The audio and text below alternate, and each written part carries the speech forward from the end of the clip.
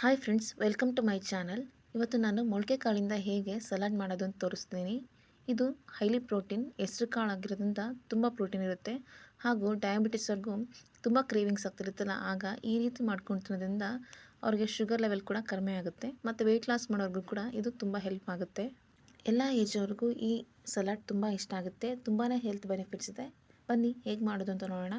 ಮೊದಲಿಗೆ ನಾನು ಹೆಸರು ಕಾಳು ಮೊಳಕೆ ಬಂದಿರೋದನ್ನ ತೊಗೊಂಡಿದ್ದೀನಿ. ಹೆಸರು ಕಾಳನ್ನ ನಾನು 6 to 8 hours ನೀರಲ್ಲಿ ಹಾಕಿದ್ದೀನಿ. ನಂತರ ನೀರನ್ನ ನಾನು ತೆಗೆದು ಒಂದು ಜಾಲರಿ ಇರುವಂಥ ಪಾತ್ರೆಗೆ ಹಾಕಿ ಒಂದು ಪ್ಲೇಟ್ನ ಮುಚ್ಚಿ 6 to 8 hours ಬಿಟ್ಟರೆ ಈ ರೀತಿಯಾಗಿ ಮೊಳಕೆ ಬಂದಿರುತ್ತೆ. ಅರ್ಧ ಹೋಳು ನಿಂಬೆಹಣ್ಣಿಗಿಂತ ಕಡಿಮೆ ಗಾತ್ರದಷ್ಟು ನಿಂಬೆಹಣ್ಣನ್ನು ನಾನು ತಗೊಂಡಿದ್ದೀನಿ. ಹಾಗೂ ಅರ್ಧ ಟೇಬಲ್ ಸ್ಪೂನ್ ಪುಡಿ ಉಪ್ಪನ್ನು ತೊಗೊಂಡಿದ್ದೀನಿ ಮತ್ತು ಅರ್ಧ ಟೇಬಲ್ ಸ್ಪೂನ್ ಮೆಣಸಿನ ಪುಡಿನ ತೊಗೊಂಡಿದ್ದೀನಿ. ಹಾಗೂ ಒಂದು ಕ್ಯಾರೆಟನ್ನ ನಾನು ಈ ರೀತಿಯಾಗಿ ತುರ್ಕೊಂಡಿದ್ದೀನಿ. ಹಾಗೂ ಒಂದು ಸೌತೆಕಾಯಿನ ಈ ರೀತಿಯಾಗಿ ಹೆಚ್ಕೊಂಡಿದ್ದೀನಿ. ಹಾಗೂ ಸ್ವಲ್ಪ ದಾಳಿಂಬೆನ ನಾನು ತೊಗೊಂಡಿದ್ದೀನಿ.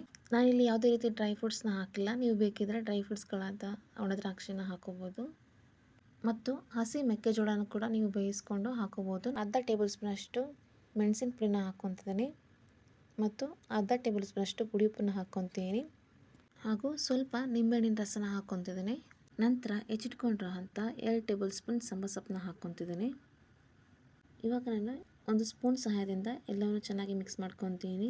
ಇವಾಗ ನೀವು ನೋಡ್ಬೋದು ಮೊಳಕೆ ಹೆಸರು ಕಾಳಿನ ಸಲಾಡ್ ರೆಡಿಯಾಗಿದೆ. ಈ ಮೊಳಕೆ ಹೆಸರು ಕಾಳು ಸಲಾಡ್ನ ನಾವು ಸಂಜೆ ಟೈಮ್ ಸ್ನ್ಯಾಕ್ ಆಗಿ ಕೂಡ ಸೇವಿಸ್ಬೋದು ಅಥವಾ ಮಧ್ಯಾಹ್ನ ಅಥವಾ ರಾತ್ರಿ ಊಟದ ಸೈಡ್ ಡಿಶ್ ಆಗಿ ಕೂಡ ಬಳಸ್ಬೋದು. ಹಾಗೂ ಡಯಾಬಿಟಿಸ್ ಮತ್ತು ವೆಯ್ಟ್ ಲಾಸ್ ಮಾಡೋರಿಗೆ ಇದು ಎನರ್ಜಿ ಬೂಸ್ಟರ್ ಅಥವಾ ಪ್ರೋಟೀನ್ ಬೂಸ್ಟರ್ ಅಂತಲೇ ಹೇಳ್ಬೋದು. ಈ ರೆಸಿಪಿ ವಿಡಿಯೋ ನಿಮಗೆ ಇಷ್ಟ ಆದಲ್ಲಿ ಪ್ಲೀಸ್ ಲೈಕ್ ಆ್ಯಂಡ್ ಸಬ್ಸ್ಕ್ರೈಬ್. ಮತ್ತೆ ನೆಕ್ಸ್ಟ್ ರೆಸಿಪಿ ವಿಡಿಯೋ ಸಿಗ್ತೀನಿ. Thank you.